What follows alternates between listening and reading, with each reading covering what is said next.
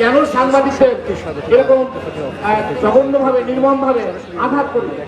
সাংবাদিকদের তো সারা জীবন মারেই খেয়ে দেয়, মার খাচ্ছেন, আমরা কি সারা জীবন মার খাবো? আমরা প্রতিবাদ করবো। দরিদ্র সাংবাদিক সমিতির সভাপতি হিসেবে আমি মনে করি যারা এখানে আছেন সাংবাদিকগণ এবং ক্যামেরা টেলিভিশন ক্যামেরা সিস্টেম যারা আছেন তারা আমাদেরই লোক এবং তাদের রক্ত ঝুলেছে, তাদের জন্য আমরা প্রতিবাদ গতকাল রাতেই জানিয়েছি। গতকাল রাতে আমরা সাংবাদিকদের প্রতিনিধি ওখানে বলেছি যে আমরা 24 ঘন্টার মধ্যে, ওনারা বলেছিলেন 15 দিন সময়, আমরা বলেছি 24 ঘন্টার মধ্যে এটি নিশ্চিত দিতে হবে। 24 ঘন্টার মধ্যে তাদের ক্যামেরা বানা হয়েছে।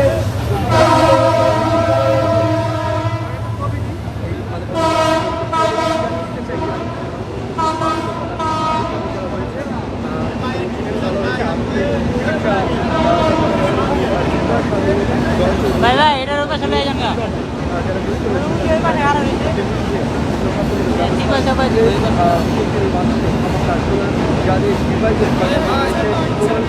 আজকে এখানে যারা সাংবাদিক রয়েছে কোন চলচ্চিত্র সাংবাদিক সমিতির মেম্বার না, শুধু যারা মেম্বার না তারাও আমাদের সাংবাদিকদের বিভিন্ন সাংবাদিক ভাই বোন, তাদের প্রতি তাদের পক্ষ থেকে আমি নিন্দা এবং আমি মনে করি তাদের যথেষ্ট শাস্তি হওয়া উচিত। তারা শিল্পীরা আমাদের সাংবাদিকদের ইয়ে করেছে, হামলা করেছে। সবাই মিলে আমরা অবশ্যই আপনাদের মিলে যারা সাংবাদিকরা আছে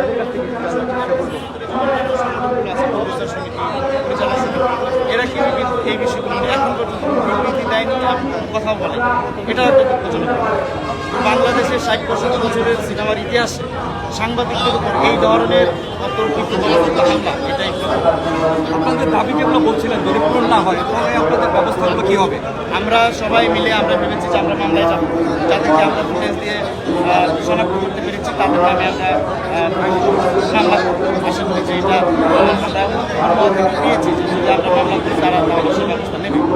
পাশাপাশি কালকে থেকে আমরা সমিতি ঘেরাও করবো, আমাদের দাবি না মানা আশা করি সব সাংবাদিকদের মিলে আমরা সেটা থাকবো। ধন্যবাদ।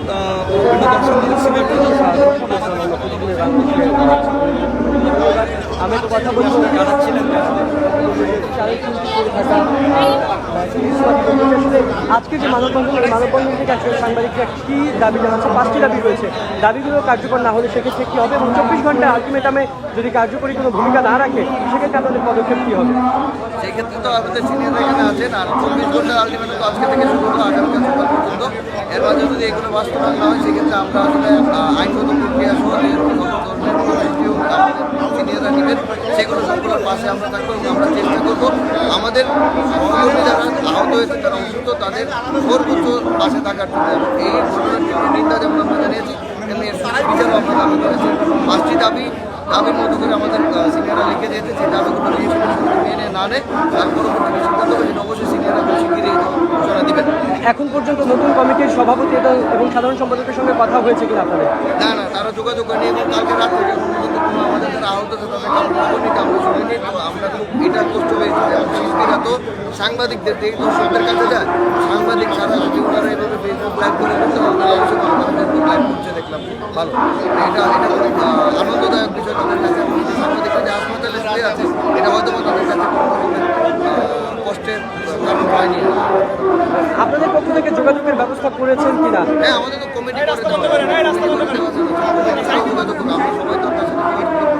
আমাদের যেহেতু একটা তদন্ত কমিটি আছে, তদন্ত কমিটি তাদের সাথে যোগাযোগ করবে। তদন্ত কমিটি যেহেতু যোগাযোগ তারা কোনো আপডেট দেয়নি তার মানে তো অবশ্যই যোগাযোগটা হয়নি। ধন্যবাদ আপনাকে।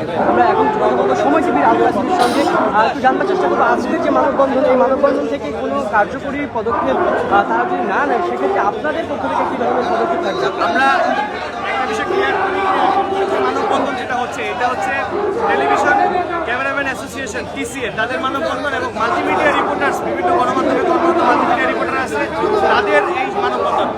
আমরা বিনোদন সাংবাদিকরা কোনো কর্মসূচি এখনো দিচ্ছি না, কারণ হচ্ছে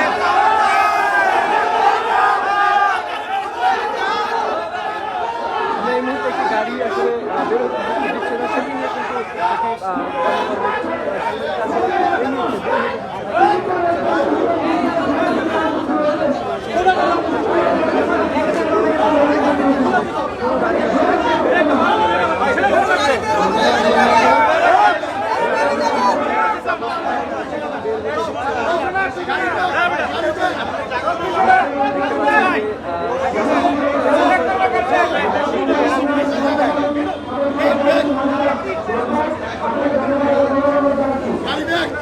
গাড়ি গান ভাই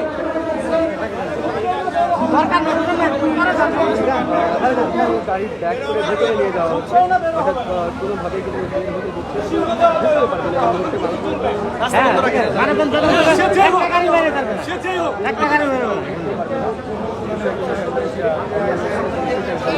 যে বিষয়ে যেখানে রয়েছে যেটা বলছিলাম যে আজকে কিন্তু টিসিএর মানে বিনোদন সাংবাদিকদের কোনো কর্মসূচি না, আমরা 24 ঘন্টার একটা আলটিমেটাম দিয়েছিলাম। এই 24 ঘন্টা আলটিমেটামটা আজকে রাত 8টায় শেষ হবে। এর মধ্যে আমাদের দাবি দাওয়া যদি না মানা হয় তারপর আমরা বড় কর্মসূচিতে যাব। আপনাদের পক্ষ থেকে আসলে বর্তমান যে নবনির্বাচিত সভাপতি এবং সাধারণ সম্পাদক তাদের সঙ্গে যোগাযোগের ব্যবস্থা করেছেন, তাদের কাছ থেকে কিছু জেনেছেন? গতকালকে তাদের সঙ্গে আমাদের শেষ কথা হয়েছে এবং আমাদের পক্ষ থেকে আমাদের প্রতিনিধি তাদেরকে আহত এবং চিকিৎসাধীন সাংবাদিকদের তালিকা পাঠিয়েছে। তারপরেও তারা কোনো রেসপন্স করেনি, বিন্দুমাত্র সৌজন্যতা বোধ তারা দেখায়নি। হাসপাতালে যারা চিকিৎসা নিচ্ছে তারা মুখে বলেছে আমরা দেখতে যাবো, কিন্তু কার সঙ্গে তারা দেখতে যায়নি। তো সেই ক্ষেত্রে আসলে এটা আপনাদের জন্য কতটা দুঃখজনক, যেহেতু আপনারা বিনোদন সাংবাদিক এবং বিনোদন শিল্পীরা আপনাদেরকে আসলে এই ধরনের রেসপন্স করেছে। এটা দেখেন, আমি সবসময় বলে আসি শিল্পী এবং সাংবাদিকরা পরিপূরক, একে অপরের পরিপূরক, একই মুদ্রার এপিট ওপিট। তো গতকালকে যে ঘটনা ঘটলো এটা আসলে শিল্পী সুলভ আচরণ না, এটা তো দুঃখজনকের বেশি যদি কিছু থাকে সেটা। শিল্পীদের কাছ থেকে এরকম আচরণ প্রত্যাশা করি না আমরা। শিল্পীরা কেন গুন্ডামি করবে? আর এফডিসি গুন্ডামি করার জায়গা না, এফডিসি কারো বাবার সম্পদ না, বাবার জায়গা না, এখানে গুন্ডামি করার জায়গা না। আপনি শিল্পী, আপনি নমনীয় হন, সহনশীল আচরণ করেন। হ্যাঁ, কেউ একজন ভুল করতেই পারে, ধরে নিলাম সে ভুল করেছে। যদি ভুল হয়েই থাকে তাকে বোঝানো যেতে পারে, বা সাংবাদিক যারা আছে, সিনিয়র সাংবাদিক যারা আছে তাদের সঙ্গে কথা বলা যেতে পারে, কিন্তু তাকে পিটিয়ে এফডিসি থেকে বের করে দিবেন এই এখতিয়ার আপনাকে কেউ দেয়নি ভাই। ধন্যবাদ। আমরা কথা বলছিলাম সবাই বিনোদন সাংবাদিক আলতাফের সঙ্গে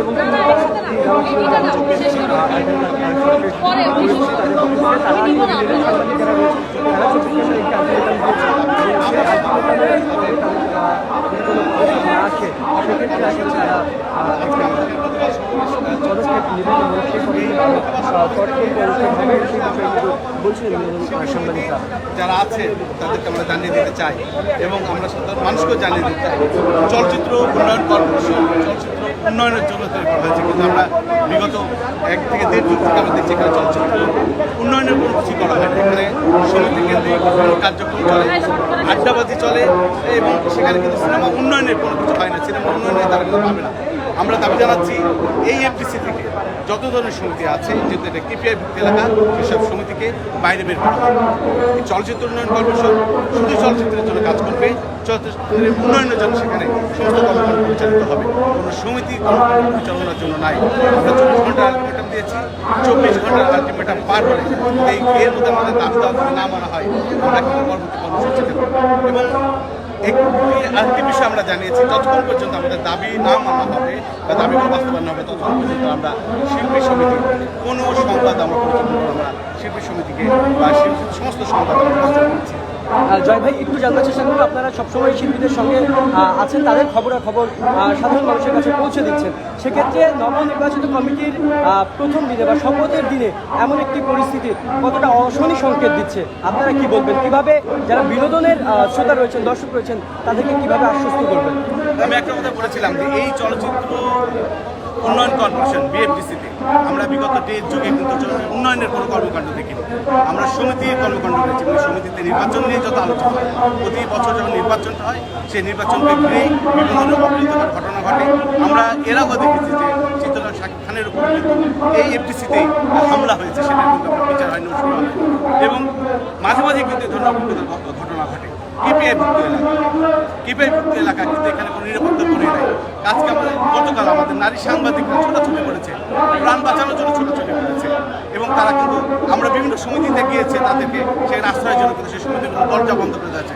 ধিক্কার জানাই, প্রতিবাদ জানাই এখানে যে আমাদের সাংবাদিকরা এখানে আসে, আমরা সারা জীবন চলচ্চিত্র উন্নয়নের জন্য কারা যদি কাজ করে থাকে সাংবাদিকরা কাজ করেছে সবসময়। আজকে আমরা চলচ্চিত্রের যে জোয়ার দেখছি, যে নতুন করে আবার চলচ্চিত্রের যে উন্নয়নটা দেখছি এবং দর্শক ভালো আসছে সেটা কিন্তু কর্মকর্তাদের জন্য। এবং এই এফডিসি কিন্তু সেই সিনেমাগুলো নয়, এফডিসির বাইরে সেই সিনেমাগুলো, অথচ এই এফডিসিতে সেই সিনেমাগুলো হল করেছিল। আমরা সবসময় ভালো চলচ্চিত্রের সাথে আছি, চলচ্চিত্রের উন্নয়নের সাথে আছি। চলচ্চিত্রের নামে যারা চলচ্চিত্রের উন্নয়নহীনতার কাজ করে, চলচ্চিত্রকে যারা পুঁজি করে অন্য ধরনের ফায়দা লোটার চেষ্টা করে, আমরা গণমাধ্যমকে তাদের সাথে নিই, তাদের সাথে কখনোই আমরা ছিলাম না।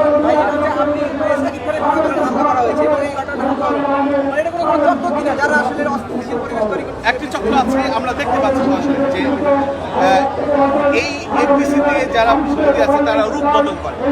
তারা চলচ্চিত্রে যখন অভিনয় করে তারা মেকআপ দিয়ে তার চরিত্র হাঁটতে পায়, কিন্তু বাস্তবিকতা তারা রূপ বদল করে। তারা এক এক সময় এক একটা রাজনৈতিক দলের ছত্র ছাড়াই কিন্তু তাদের সমিতিগুলো পরিচালনা করে। আমরা বিগত দিনে যখন অন্য কোনো সরকার ছিল তখন কিন্তু সবাইকে কিন্তু সেই সরকারের একনিষ্ঠ কর্মী হিসাবে তাদেরকে মঞ্চ দিয়েছে। আবার সরকার পরিবর্তন হয়েছে, তারা বর্তমান সরকারের মুক্তিযুদ্ধের পক্ষের তারা শিল্পী হয়ে গেছে।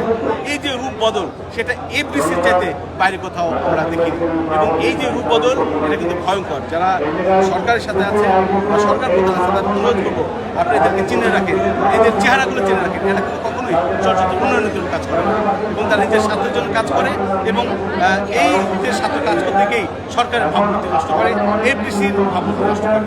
এই রূপ বদলে রাজনৈতিক দলের পৃষ্ঠপোষকতা করেন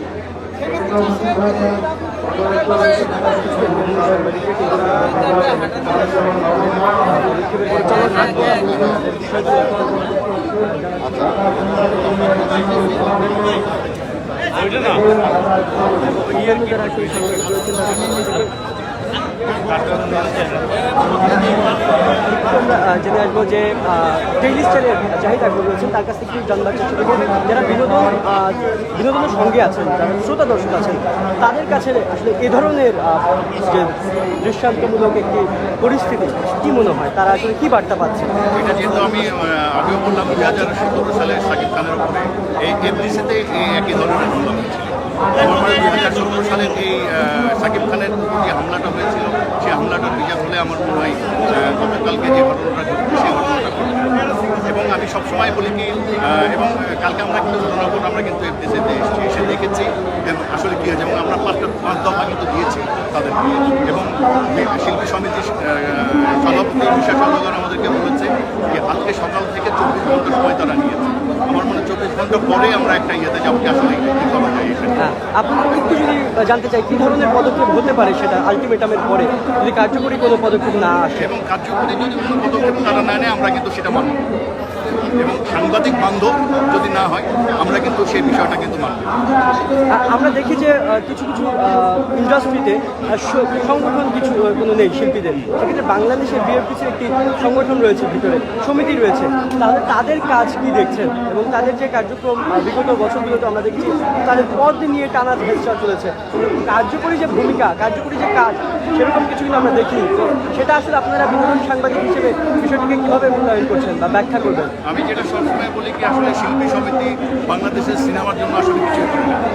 হয়তো তাদের কিছু পার্সোনাল কিছু কাজ আছে, এটা থাকতে পারে, কিন্তু বাংলাদেশের সিনেমার উন্নয়নে আমি শিল্পী সমিতির কোনো কাজ দেখতে পাই না। বছরে 2টা পিকনিক বা আরও আনুষঙ্গিক কাজ ছাড়া আমি মানে একজন সিনেমার সাংবাদিক হিসাবে আমি শিল্পী সমিতির কিন্তু দেখতে পাই না। বিষয়টা আসলে আপনাদের কি ভাবায় কিনা বা আফসোসের কারণ হয়ে দাঁড়ায় কিনা আপনাদের জন্য? এবং আমার মনে হয় যারা যারা সিনেমা করে তারা কিন্তু শিল্পী সমিতির সাথে অনেকে জড়িত, তারপরে কিন্তু ভালো ভালো সিনেমা হচ্ছে। আমার মনে হয় শিল্পী সমিতি বাংলাদেশের সিনেমার জন্য খুব গুরুত্বপূর্ণ ভূমিকা রাখে।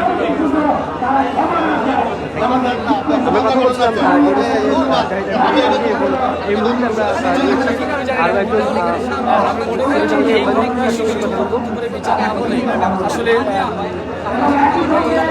বিষয়গুলো ঘটেছে আসলে অনাকাঙ্ক্ষিত একটা ঘটনা, যে বিনোদনের মানুষগুলো যাদের সাথে সবসময় সাংবাদিকদের একটা সক্রিয়তা থাকার কথা, সাংবাদিকদের সাথে তাদের একটা যোগাযোগ থাকার কথা, কিন্তু সেই যোগাযোগের জায়গা থেকে সাংবাদিকদের উপরেই তারা হামলা করছে। আমরা দেখতে পাচ্ছি যে বিনোদন সাংবাদিকরা হচ্ছে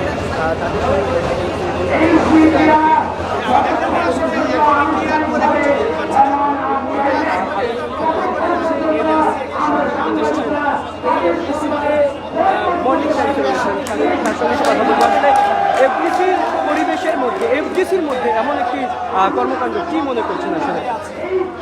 আপনারা জানেন যে গতকালকে যে ঘটনাটি ঘটেছে, তারা কিন্তু যে শপথ গ্রহণ অনুষ্ঠানের কথা বলে কিন্তু সাংবাদিকদের ডেকে এনে একটি পরিকল্পিতভাবে হামলাটি করেছে আমরা মনে করি।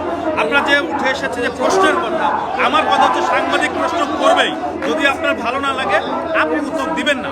আপনি উত্তর না দেওয়া আপনার কি রাইট আছে, কিন্তু আপনি গায়ে হাত তোলার আপনার রাইট নাই। আপনি কেন গায়ে হাত তুলেছেন? এবং আপনারা বলছেন বহিরাগত, হ্যাঁ এফডিসি কিন্তু একেবারে ওপেন, সবার জন্য উন্মুক্ত বলাই চলে এক প্রকার। আপনারা দেখছেন যে এখনও কিন্তু এফডিসির গেট থেকে প্রবেশ করছে বহিরাগতরা। বহিরাগতদের সঙ্গে সাংবাদিকের মিলিত হবে না, কারণ আপনারা যেটা করছেন সেটা সম্পূর্ণ অন্যায়। যে অন্যায়টি আপনারা গণমাধ্যমের সাথে করেছেন সেটা আপনারা যেন পুনরাবৃত্তির যেন এই ধরনের ঘটনা না ঘটে সেটির জন্য আমরা বলবো, এবং সারা দেশবাসীকে বলবো যে গণমাধ্যমের সাথে যে ঘটনাটি ঘটেছে গতকালকে সেটা সারা দেশেই সাক্ষী রয়েছে, ভিডিও ফুটেজ আমরা দেখেছি। এই ধরনের ঘটনা যেন আর না ঘটে, এই ধরনের পুনরাবৃত্তি যেন না ঘটে, সেই জন্য আমরা সকল সাংবাদিক মিলে এই এফডিসির সামনে এসে মানববন্ধন করছি। ধন্যবাদ। মর্নিং টক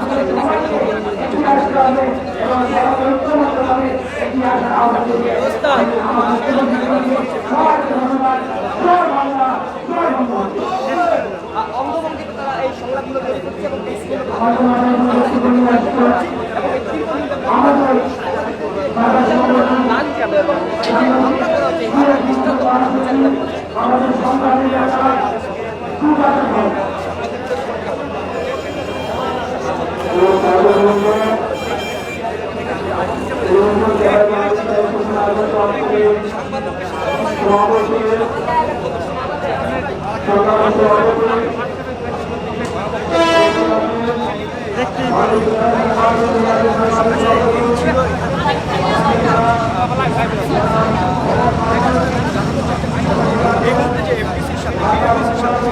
চলমান একই সঙ্গে বিনোদন সাংবাদিক যারা রয়েছে তাদের কাছ থেকে আমরা ব্যক্তিগতভাবে জানার চেষ্টা করছি তাদের অভিমত, তাদের যে বক্তব্য সেটি আমরা জানার চেষ্টা করছি। এই ছিল সবচেয়ে সঙ্গে ছিলাম।